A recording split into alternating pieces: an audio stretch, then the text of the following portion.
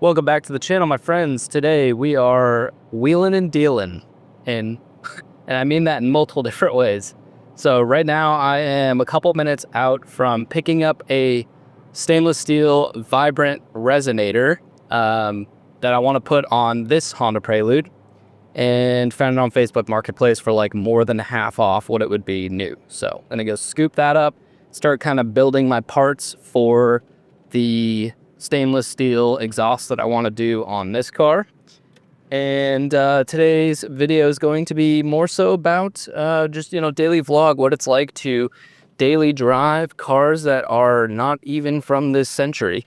I've got what I'm driving currently is a 1991 Honda Prelude. Let me open up some more light in here. Sorry, stick shift is hard to drive while you're vlogging. Anyways, both my cars are stick shift. I have this one, which is a 1991 Honda Prelude. It's a SI. Picked it up maybe, 4 months ago. And then I have a 1998 Toyota Tacoma that I've built out to be a truck camper. And we're going to be driving both today, but for different reasons. So right now I took the Prelude out to go pick up this resonator just because this thing is super efficient fuel-wise and just real easy to kind of get around town in. So we're going to do that and then see what happens next. Picking up the resonator at this Target and looking for a two-door brown Honda Accord. Just did a little sweep of the parking lot, and I think it might be the first one here. So we shall wait. And basically the plan is for today I'm going to head to the gym after this, take the Prelude over there and talk about, what makes driving this car as a daily so freaking awesome. And then later on, I'm actually selling my wheels that were on the 88 Honda Prelude, the 3-piece heritage wheels. And I've got about an hour drive south to meet the guy. He's coming from Atlanta. And so I'm going to do him a solid and meet him in the middle. So I'm going to take the truck, bring the wheels down, sell those, and talk about why the Tacoma's a great daily as well. Snagged me a $30 vibrant performance resonator, stainless steel. It is a so I'm going to do a 2.5-inch pipe exhaust on this car. And this is one of the two parts I need besides all the piping. I'm going to get I wanted a vibrant resonator. So I want to say, I think this is like an 8-inch resonator and then 12-inch in total length with the length of the pipe there. But should be 2.5-inch unless I just totally got screwed. But she said it was installed, but I beg to differ. I don't see any clamp marks and obviously no welding marks. So I think this thing's brand new. Super excited. This is part 1 of 2 that I need. Still got to find a vibrant muffler. I want to do a dual tip muffler that kind of mimics the factory exhaust. I'm not trying to go like super loud like I did on my last Prelude, which was 2.5-inch straight pipe, no cat. And that was really, really loud. So this one, I want to just make it sound a lot cooler and, be able to hear those downshifts and all that good stuff. So anyways, guys, freaking $30.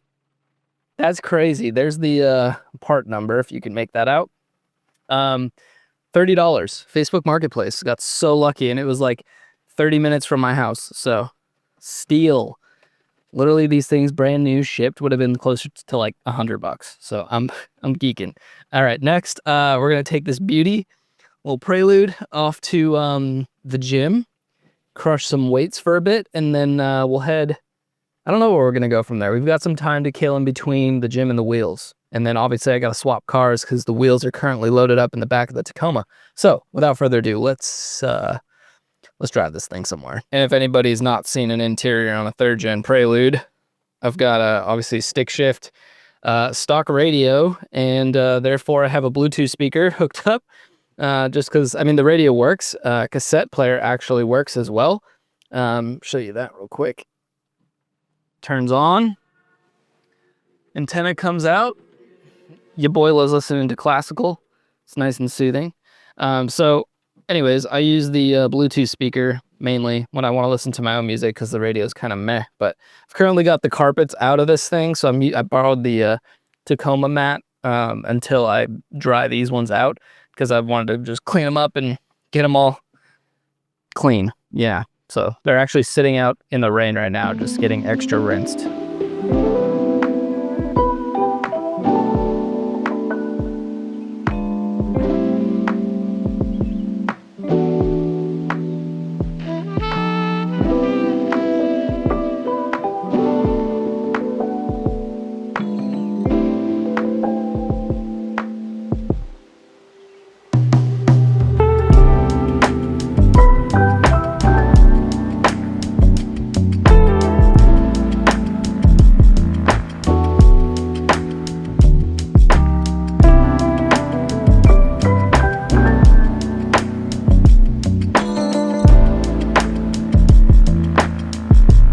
I've been driving third gen Honda Preludes, which range from years 88 to 91. I've had an 88, I still do. It's on jack stands. And I have this 91. The 88's for sale, by the way. And I've been driving these cars since 2019, dailying them for the most part. Like, I really, I'm not shy to put miles on them. And they're just phenomenal dailies. Some pros: great on fuel, very nimble, like easy to park, just small little cars, get you around real quick and easy. I think this is the fuel injected SI version, and it probably gets close to 30 miles per gallon, which is insane average.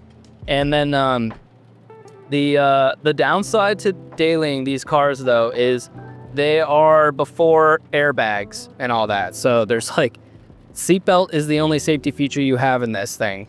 They're very small, lightweight cars and no airbags. So keep that in mind if you're thinking about buying one and concerned about safety, but that's just an extra reason to drive slow. You will most often find me cruising in the slow lane. And yeah, just kind of take it easy and drive around. But it also is a freaking head turner. Like, these cars, even the lady that was selling me the vibrant muffler was like, I think she had her boyfriend on the phone at the same time, and was telling him how like clean it is, and like he's like, oh, it's probably not that clean, it's probably not even a Honda Prelude. And she's like, no, it is most definitely a Honda Prelude, and it is super clean. And I would argue this car is actually way cleaner than her newer Honda Accord. That thing had like the front bumper was falling off, scratches, the curb rash wheels. Like, this thing is super clean. And where I'm going with that is it's a head turner. I get compliments and waves, and on almost every drive that I take in this car, somebody somewhere, if not multiple people, acknowledge it. And it is a really cool feeling keeping these old gems on the road and seeing other people actually appreciate them. Nice little Porsche coming up here. But, you know, it's just, you don't see a lot of these things, especially the Preludes, because everybody had a CRX, everybody had a Civic, everybody had an Accord. But for some reason or another, the Preludes just were never taken care of, or maybe they just didn't sell that many. I honestly don't know the stats on that. But you just don't see third-gen Honda Preludes. So, very cool. Very fun car to have, very rewarding to drive. And we're probably about 10, 15 minutes from the gym. So I don't know where I'm going with that. We're going to go lift weights.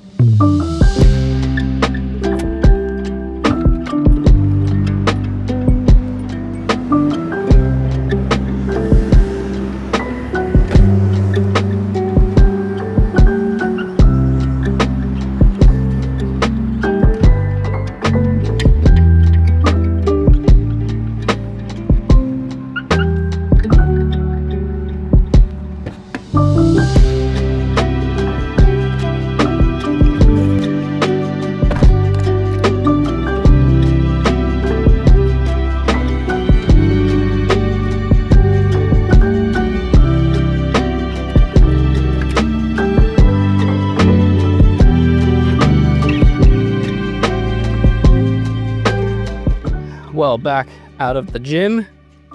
Swole achieved. A little arm day. Pop the sunroof because it's flipping hot in this thing. The AC does in fact work in both of my vehicles, even though this car actually came with Freon from the factory. So I don't know if the last owner actually did the conversion correctly, but it does have the, what is it, R134A, I think is the new gas, or there's an even newer one now, but I think they did the conversion because it has those fittings on it. Now the conversion, when you upgrade it, you have to like actually replace a lot more than just the fittings. You have to replace O-rings and gaskets and stuff, but at least for now, it does blow cold. So see how long that lasts. All right, I guess I don't really know what else to do as far as killing time until I have to go down to meeting the guy with the Tacoma and the wheels to sell it to him in a place called Calhoun, Georgia, which there is a Buc-ee's there, and that's where we're gonna link up tonight to do the exchange. So I guess just head back home for now and maybe do a little walk around of the other rig and compare and contrast.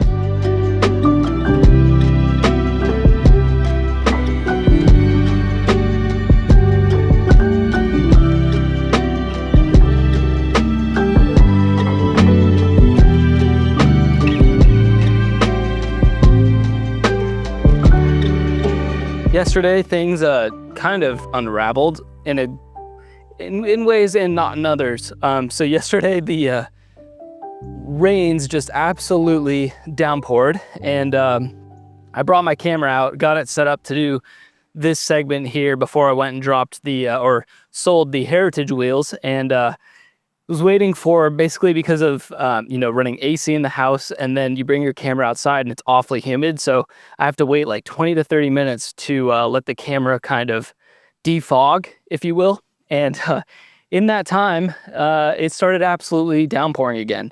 So I was like, well, I can't really not go sell the wheels just to make the video. So long story short, I went and sold the wheels, drove the Tacoma down to Buc-ee's in Georgia, sold the wheels to a gentleman who's going to be putting them on an E30 BMW that is N55 swapped. So super cool that those are going to live on in a cool way.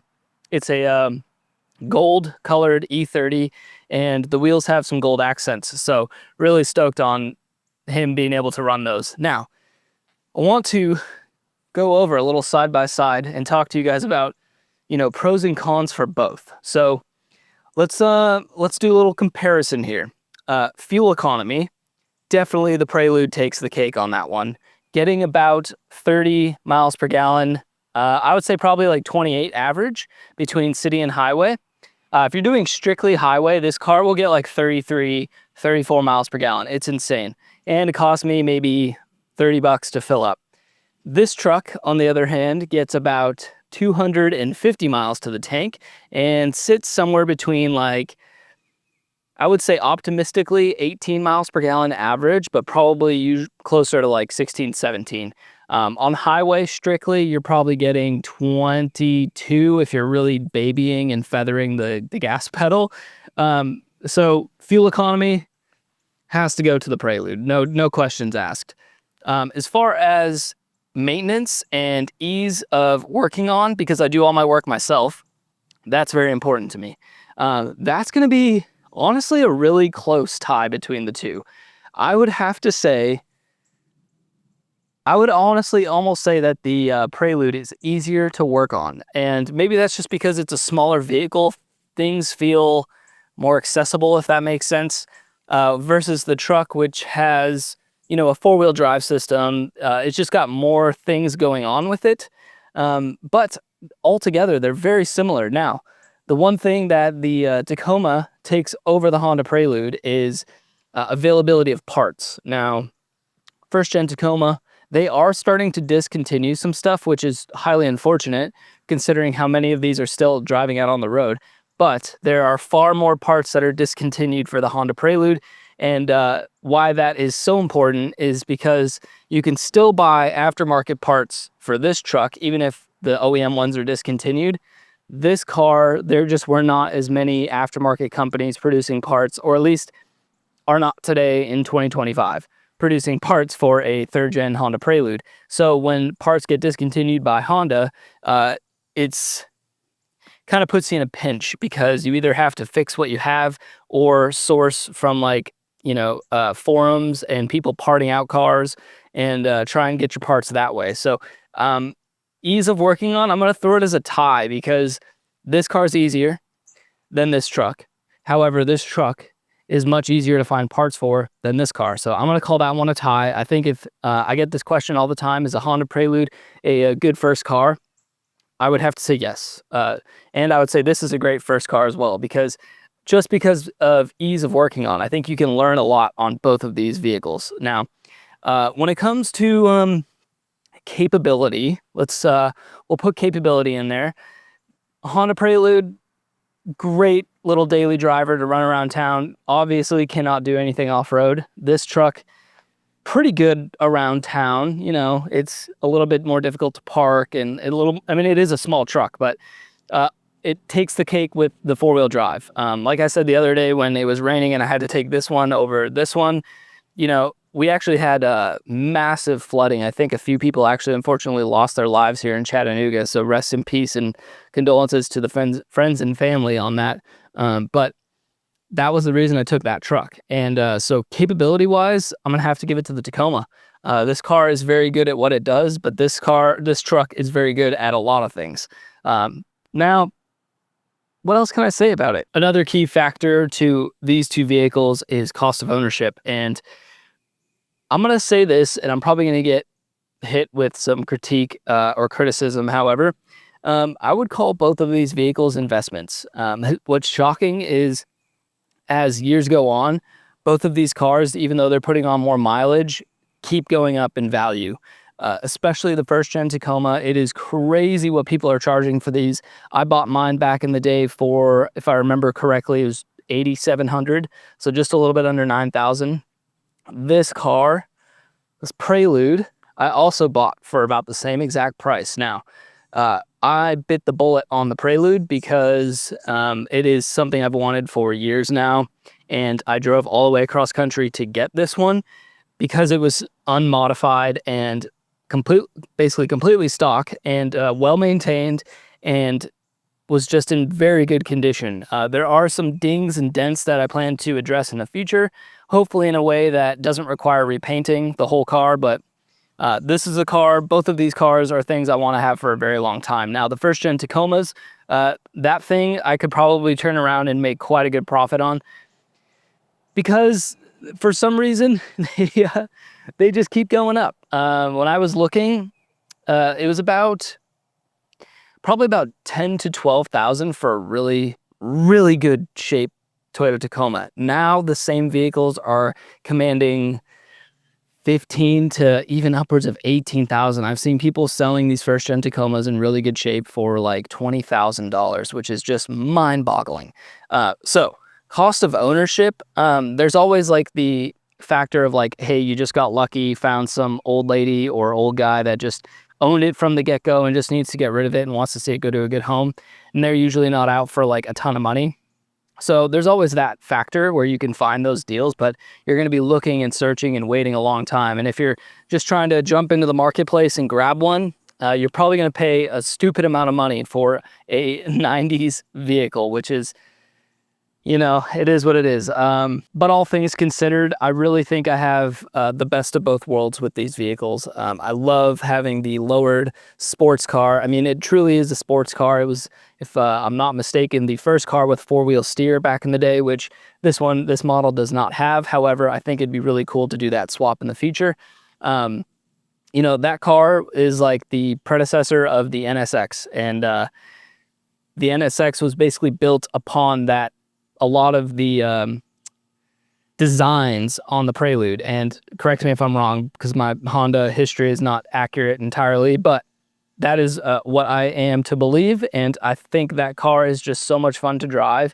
The first gen Toyota Tacoma, great off-road, like so much fun. If you're into truck camping and you want like a small pickup truck, it is just the best. I mean, when you look at other overland vehicles and rigs, fuel economy wise, the numbers that I was saying that I get in this thing are far superior over even a lot of newer vehicles that they're so heavy, they're so large, there's so many factors that go into that. And this old Toyota Tacoma is just still a small body truck.